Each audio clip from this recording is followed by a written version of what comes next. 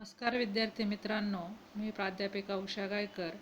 आज आपण TYBA इतिहास जनरल पेपर 3 सेम 5 भारतीय स्वातंत्र्य चळवळ या विषयातील प्रकरण पहिले भारतीय राष्ट्रवादाचा उदय व विकास या प्रकरणातील राष्ट्रवादाच्या उदयाची कारणे कोणती होती याचा आढावा या व्हिडिओमधून आपण घेणार आहोत.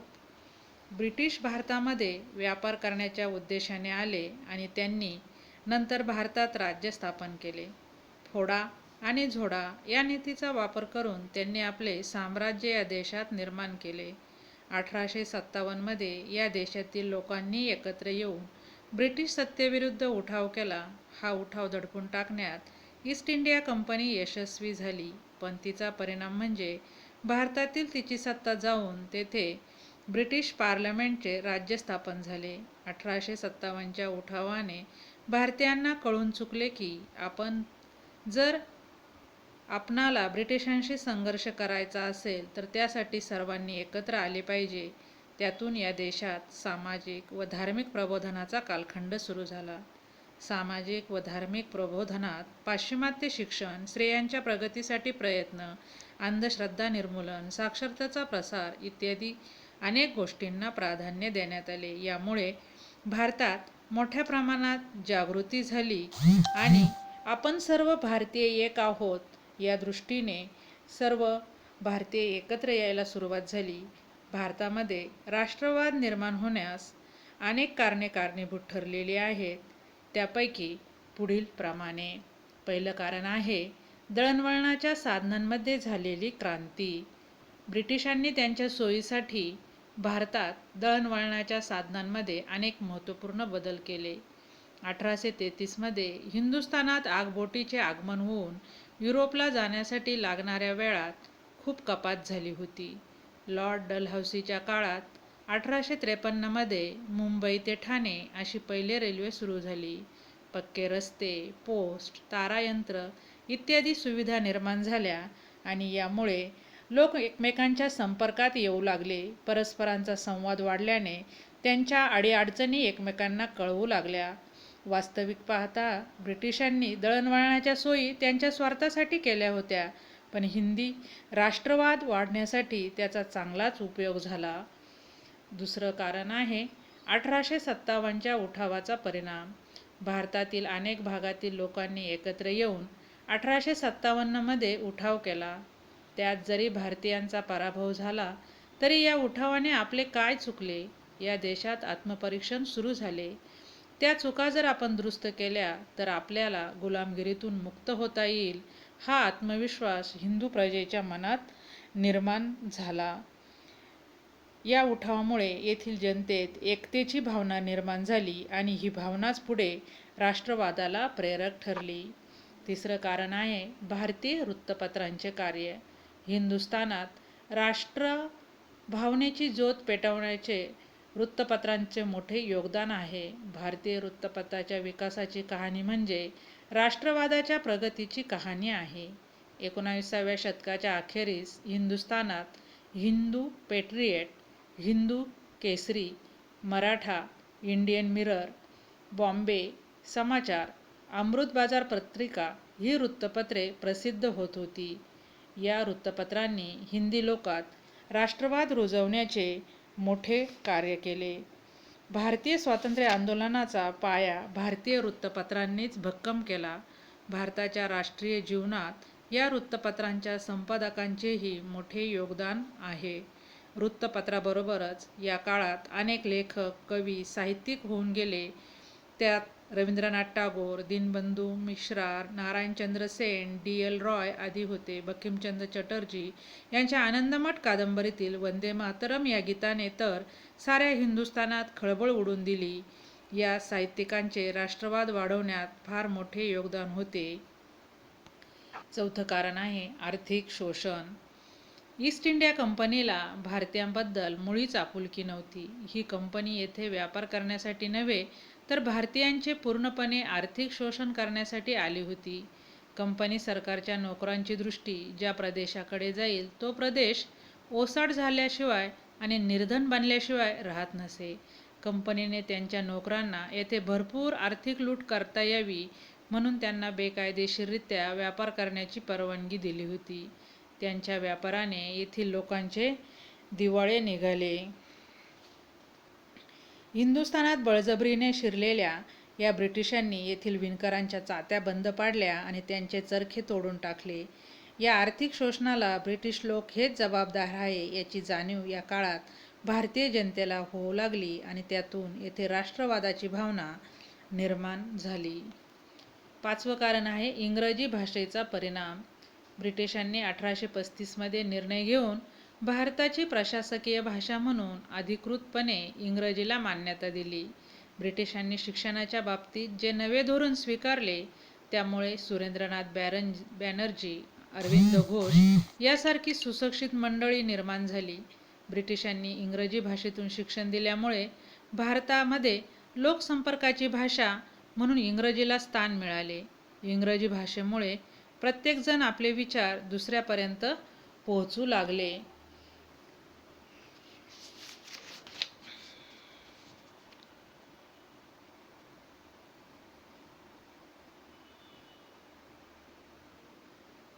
सहावं कारण आहे प्राचीन भारतीय साहित्याची प्रेरणा.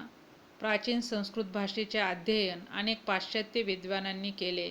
त्यातून सर्व जगाला असे आढळून आले की भारतीय संस्कृती ही प्राचीन असून ती अतिशय वैभवशाली होती. या वैभवशाली संस्कृतीचे भारतीयांना जाणीव होताच त्यांच्या मनात या संस्कृतीविषयी आत्मीयता निर्माण झाली. त्यांना आपल्या संस्कृतीचा अभिमान वाटू लागला. सर विल्यम जोन्स यांनी 1794 मध्ये एशियाटिक सोसायटीची स्थापना केली. तिच्यामार्फत प्राचीन भारतीय संस्कृतीचा अभ्यास सुरू झाला आणि त्यातूनही राष्ट्रवाद निर्माण झाला.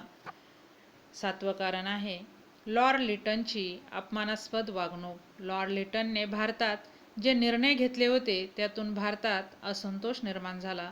त्याने 1876 मध्ये भारतीय सिव्हिल सर्व्हिस प्रशासकीय सेवेच्या परीक्षेत बसण्याची वयोमर्यादा 21 वरून 19 केली. 1878 मध्ये दक्षिण भारतात दुष्काळ पडला असतानाही लिटनने दिल्ली दरबाराचे आयोजन करून लाखो रुपये खर्च केले. 1878 मध्ये लिटनने आर्म्स ॲक्ट मंजूर केला. या कायद्यानुसार भारतीयांना शस्त्रास्त्रे ठेवण्यास प्रतिबंध केला. व्हर्नॅक्युलर प्रेस ॲक्ट मंजूर केला. या कायद्याने वृत्तपत्रांना वृत्त प्रकाशित करण्यापूर्वी सरकारची परवानगी घेणे सक्तीचे केले. लिटनच्या या कृतीमुळे भारतीय लोकांमध्ये अस्वस्थता निर्माण झाली. 8वं कारण आहे आंतरराष्ट्रीय घटनांचा परिणाम. जगामध्ये ज्या अनेक घटना घडल्या त्याचाही परिणाम भारतात राष्ट्रवाद निर्माण होण्यास मदत झाली. अमेरिकेतील स्वातंत्र्य युद्धाने आर्थिक शोषणाच्या विरुद्ध आणि राजकीय हक्क प्राप्ती करण्यासाठी भारतीयांना संघर्ष करण्याची प्रेरणा दिली. फ्रेंच राज्यक्रांतीने भारतीयांना स्वातंत्र्य, समता व बंधुत्व या तत्त्वांची जाणीव करून दिली. फ्रान्समध्ये 1830 ते 1848 मध्ये क्रांती झाली. त्यातून भारतीयांमध्ये बलिदानाची भावना निर्माण झाली. 9वं कारण आहे भारताचे राजकीय एकीकरण. 1807 नंतर भारतात अनेक छोटी छोटी राज्ये निर्माण झाली होती.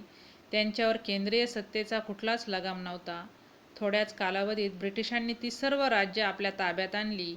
या सर्व राज्यांना आपल्या नेतृत्वाखाली एका कायद्यात आणि एका सूत्रात बांधून टाकले.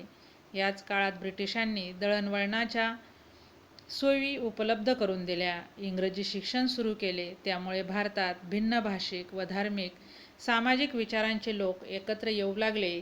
त्यांना आपल्या अडीअडचणी समजू लागल्या.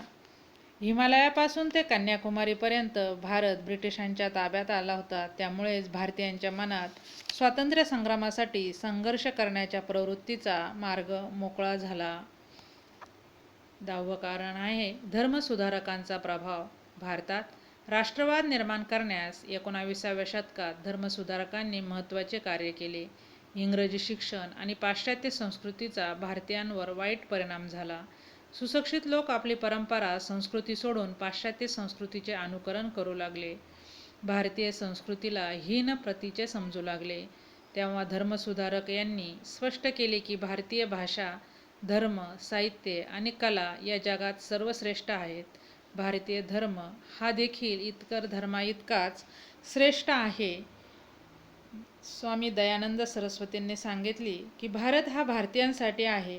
परदेशी राज्य कितीही चांगले असले तरी स्वदेशी राज्याची सर त्याला येणार नाही. स्वदेशी राज्यापेक्षा ते कधीच चांगले असू शकत नाही. स्वामी दयानंद सरस्वतींनी यांचा हाच विचार ॲनी बेझंट यांनी पुढे सांगितला. स्वामी विवेकानंदांनीही जगात हिंदू धर्म श्रेष्ठ कसा आहे हे युरोप, अमेरिका खंडातील लोकांना पटवून दिले. त्यामुळे भारतीय समाजात नवचैतन्य निर्माण झाली आणि राष्ट्रवादाला प्रेरणा मिळाली. 11वे कारण आहे इल्बर्ट बिल. लॉर्ड लिटन नंतर आलेल्या लॉर्ड रिपन गव्हर्नर जनरलने लॉर्ड लिटनच्या काळात जे अनेक दडपशाहीचे कायदे केले होते ते रद्द करून हिंदी लोकांना दिलासा दिला.